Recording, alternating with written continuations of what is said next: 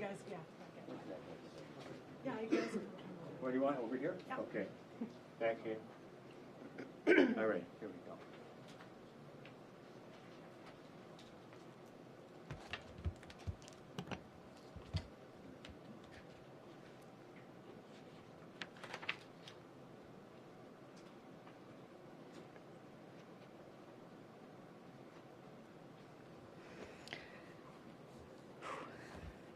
Good morning, everyone, and thank you so much for joining us today. A warm welcome to the Honourable Jill Dunlop, Minister of Education, the Honourable Raymond Cho, Minister of Seniors and Accessibility, the Honourable Vijay Fanagasalam, Associate Minister of Housing, Billy Pang, Parliamentary Assistant to the Minister of Education, Lauren Coe, MPP for Whitby, David Smith, MPP for Scarborough Centre, honoured guests, and those as well as our dedicated staff here at Kids Help Phone. My name is Jen Yu, and I have the privilege of serving as the Group Head and Executive Vice President of People, Culture, and Partnerships here at Kids Help Phone. I send regrets from our CEO, Kathy Hay, today. She's together with the E-Mental Health International Collaborative in Australia, learning and sharing about best practices about, to deliver better youth mental health services for young people across the world. Even an innovative charity like Kids Help Phone, we weren't quite able to figure out the cloning or teleporting to get Kathy to join us here today. I'd like to start by acknowledging that I'm speaking to you today from the traditional territory of the Huron-Wendat, Haudenosaunee, and the treaty lands and territory of the Mississaugas of the Credit First Nation. All of us meeting today are residing on lands that have been home of Indigenous peoples since time immemorial, and we thank them for their continued stewardship of these lands, waters, and wildlife. We will continue to renew our commitment to reconciliation every single day through the implementation of Finding Hope, Kids Help Phone's action plan for supporting First Nations, Inuit, Métis young people in partnership with Indigenous peoples from coast to coast to coast.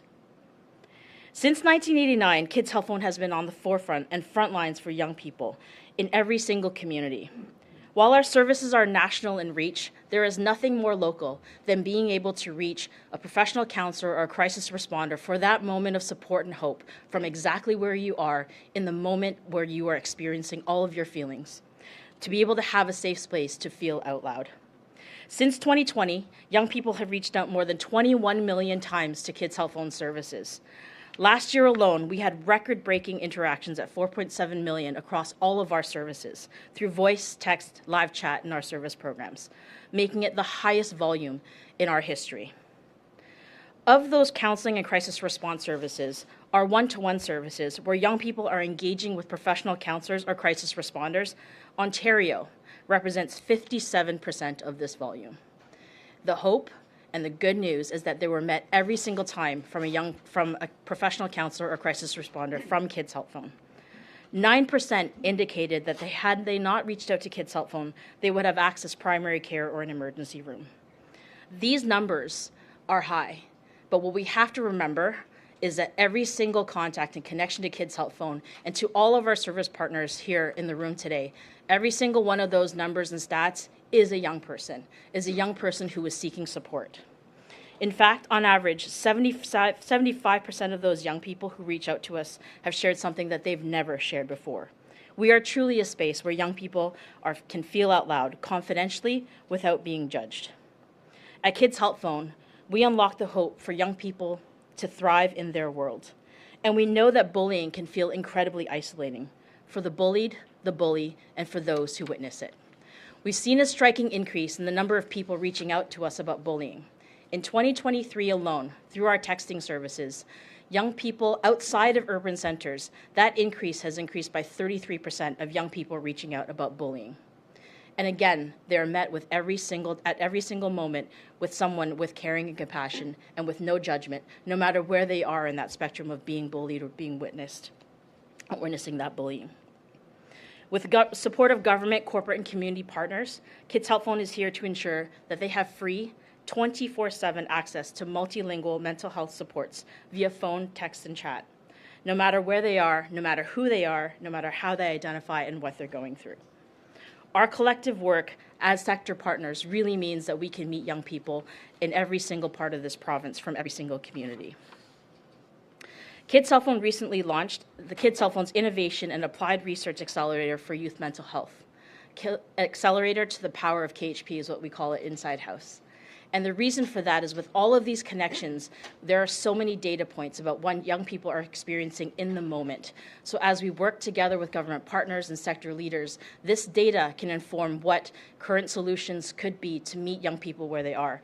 It actually ensures that we can inform solutions for the future to meet the next generation. And together, again, with our government partners, inform policy that are so critical to ensure that young people in our province have the ability to thrive and succeed in their world. This government and the Government of Ontario is our longest-standing government partnership with over 19 years of investment. I think that deserves a huge round of applause.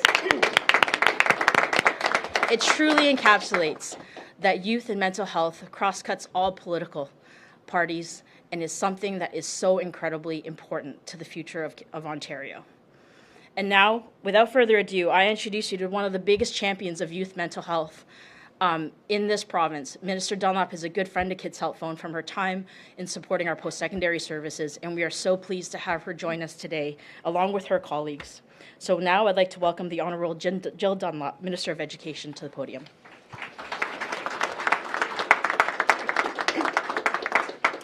Well, good morning, everyone. It's a pleasure to be with you today, and thank you, Jenny, for the kind introduction. And thank you to all of my colleagues who are joining me today.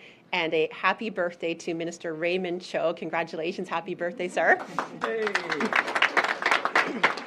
And thank you to all the amazing Kids Help Phone staff for welcoming us here today, bright and early. It is terrific to start this week with Kids Help Phone, a vital lifeline for youth, providing access to professional counseling and crisis responders, ensuring that every young person in Ontario has a safe, trusted space to turn to when they need it most. Their commitment to supporting youth aligns with our vision for fostering safe and inclusive learning environments across the province. In my first 3 months as Minister of Education, I've made it a priority to connect with our education partners, school board officials, teachers, students, and childcare providers. I traveled across the province from Thunder Bay to Stittsville, and what stands out everywhere I go is the passion and dedication that all of those partners have to making our schools better.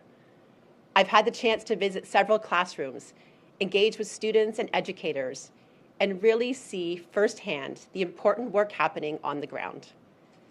And while schools have always been a special place where young minds are shaped, nurtured, and inspired, it's important to acknowledge that not every student always feels safe and supported.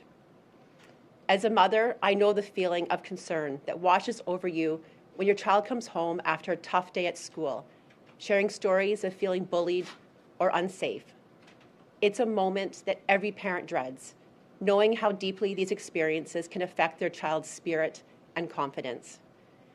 In fact, according to the Centre for Addiction and Mental Health, 1/4, 25% of Ontario students report being bullied at school. This is simply unacceptable, and we must do everything in our power to change it. As we mark Bullying Awareness and Prevention Week, I want to highlight our government's unwavering commitment to enhancing student mental health and well-being by actively addressing and preventing bullying in our schools.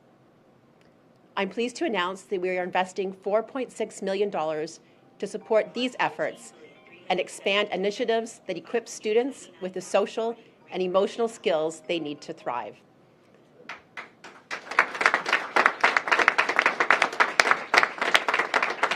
That also help foster stronger connections among students, promote a safe, respectful, and inclusive school environment, and that will help reduce incidents of violence in schools across the province. This funding will go towards supporting some of our amazing community partners, which my colleague and parliamentary assistant Billy Pang will speak to in a few moments. This complements funding already in place for the 24-25 school year to support initiatives and programs that help build a safe and inclusive learning environment for all students. And I'm proud to say mental health funding is being increased to nearly $121 million, an increase of 595% since 2017-2018. School boards are also required to have clear anti-bullying policies in place to help foster welcoming and supportive school communities, and must provide annual professional development to educate teachers and other school staff about bullying prevention and intervention strategies. All of this is how we ensure that students are supported, not just academically, but also emotionally and mentally, and how we can foster a positive school climate that provides critical support for students as they face personal and academic challenges. But we can't tackle the issue of safety in our schools alone. It requires an all-hands-on-deck effort from educators, parents, and the community. It's our shared responsibility to create the best possible conditions for learning and growth. And with your support, we can make a meaningful difference in the lives of our children. By working together, we can ensure that every child feels safe and included in their school environment. And now I would like to welcome Billy Pang, Parliamentary Assistant to the Minister of Education, to speak. Thank you.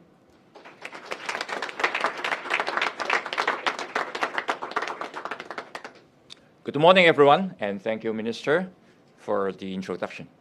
It's an honor to be here today to talk about the important work happening in the education sector. As a former school board trustee, and now in my role as the Parliamentary Assistant to the Minister of Education, I've heard from parents and educators about the harm that bullying causes. This is why the funding we are announcing today is so important. It will empower us to build safer, healthier schools by supporting our dedicated community partners, including Big Brothers and Big Sisters, with over 1.4 million for a mentorship program to increase school connectedness, improve social-emotional skills, mental health and educational outcomes for students. Roots of Empathy, with 1 million for classroom programs aimed at reducing aggression and promoting positive behavior in children aged 5 to 13. EGAL, with more than 430,000 for learning opportunities to address cyberbullying, with emphasis of supporting 2S LGBTQIA+ students. And Children Development Institute, with 250,000 to help improve students' emotional regulation, self-control, and problem-solving skills through the SNAP, Stop Now and Plan program. We are also supporting Principal Association projects with 245,000 to help develop resources for parents and provide professional development opportunities for school leaders on responding to cyberbullying. Victim Services of Toronto, with 150,000 to enhance youth safety, focusing on young women in online dating, healthy relationships, and peer pressure. FREC Canada, with 100,000 to help improve the mental health and relationships for 2S LGBTQIA+ students and their parents through culturally responsive community supports. Victim Services Durham region, with 78,000 to support a virtual youth symposium that educates students in grades 7 to 9 and educators on youth safety and violence prevention. George Howe Center for Children and Families is receiving 65,000 to deliver culturally relevant social-emotional learning initiatives. This will enhance self-management, social awareness, relationship skills, and responsible decision-making. And finally, Kids Help Phone, with 800,000 to help provide bullying prevention counseling and offer high-quality professional resources and crisis response. Thank you again for hosting us today and welcoming us to this beautiful space. Your work to address bullying and support students through counseling is vital and much appreciated. And thank you all of our partners for bringing part of this effort. Together, we can make a difference. And now, I would like to introduce Jameson Scott, Senior Development Officer of Kids Help Phone. Thank you.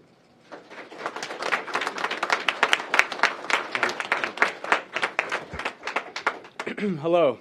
It is a great honor to be asked to be here with all of you for today's announcement, and a privilege to be part of this amazing group of dedicated individuals here at Kids Help Phone who are changing the landscape of youth mental health in our great country. I've been with Kids Help Phone now for over 12 years, but my connections go much deeper than that because I was a Kids Help Phone service user. In fact, without Kids Help Phone, I would not be here today to be able to share my story with you. When I was very young, I was diagnosed with auditory dyslexia, a speech impediment, and a number of other developmental disabilities that drastically hindered my ability to communicate with anyone. Whether it was a teacher, my family, or my fellow students, I could listen and understand them, but when it came time to speak, I often found it was impossible to get my feelings across in a way that others could interpret. Because of these difficulties, I often found myself alone, or worse, a constant target for bullies or people who felt the need to lash out. We say here at Kids Help Phone, no young person should suffer in silence, but that is exactly what I was doing, suffering in silence. It got so bad that at the age of 11, I started to plan my own suicide. I didn't see any value in myself and thought I was just a burden to be carried by those who loved me. So at age 11, I had already planned the end to my story. I knew how I was going to do it, and I knew when I was going to do it. It was only a matter of time, and time was short. Luckily, I had a caring family, and my sister saw that something was wrong. So she told me about this place called Kids Help Phone and made me promise I would call if I couldn't talk to her or my family about what I was going through. So one day, before I put my plan into action, I found myself calling Kids Help Phone. I remember the tremendous amount of fear I had. Would I be able to communicate all that I felt and all that I thought that I was to a complete stranger if I couldn't even communicate with my own family? And then someone picked up the phone. Hi, you've reached Kids Help Phone. What can I do to help you today? My guardian angel had arrived in the form of a Kids Help Phone counselor. We talked for a while, and before I knew it, that fear that I had was gone and was replaced by something I hadn't felt before, hope. When I ended the call, I knew that I could throw my plans of suicide out the window. I knew it wasn't going to get better overnight. There was still a lot of work to be done. But Kids Help Phone gave me that spark of courage to keep going, to prove to those who bullied me that they were wrong, that I was worth it, that I had value, and that I had a future. I am only one out of millions of people, both young and old now, who have been in that dark tunnel and only saw the darkness until Kids Help Phone showed them the light and the strength that all young people carry with them. It will always be one of my biggest achievements in life to say that I work for Kids Help Phone.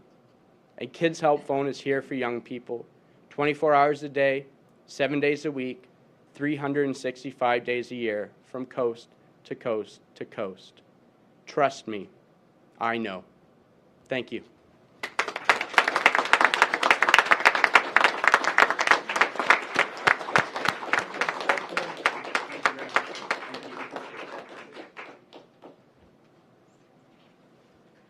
Thank you, everybody, for joining us. This now concludes the formal portion of our day. I now invite members of the media to ask questions of the minister as well as other speakers.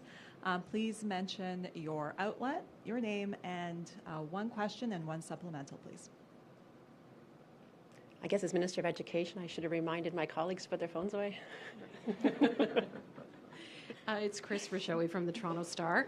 As you know, a bunch of school boards have launched lawsuits against the social media giants, which do play a role in cyberbullying and whatnot. Your government has said it doesn't want to take part in those lawsuits, that you'd rather deal with the companies. So have you met with them? Have you made any progress on that front? Well, thanks for the question, Chris. And I have met with YouTube recently and talked to the organization about what they do to protect children and young people online. So I have met with them, and I will be meeting with the other companies as well. And what are you expecting to get out of these meetings with the companies? Well, as you know, with the cell phone ban that we announced in September that came into place, we also blocked social media in the classrooms and schools to ensure that students were focused on the learning at hand. But it also allows students to help with their mental health and with the bullying aspect as well. So I want to meet with the companies to look at what they are doing to protect our students, but ensuring that we are protecting our students by banning social media is very important. And I've heard from teachers, I've talked to students as well. there is a sense of calm in the classroom now. If you have a student who's focusing on trying to leave to go down to the mall to meet another student, they're not focusing on the classroom and the learning at hand. So that's my focus right now, is to ensure that our students don't have those distractions in the classroom, and we'll continue to work with our teachers.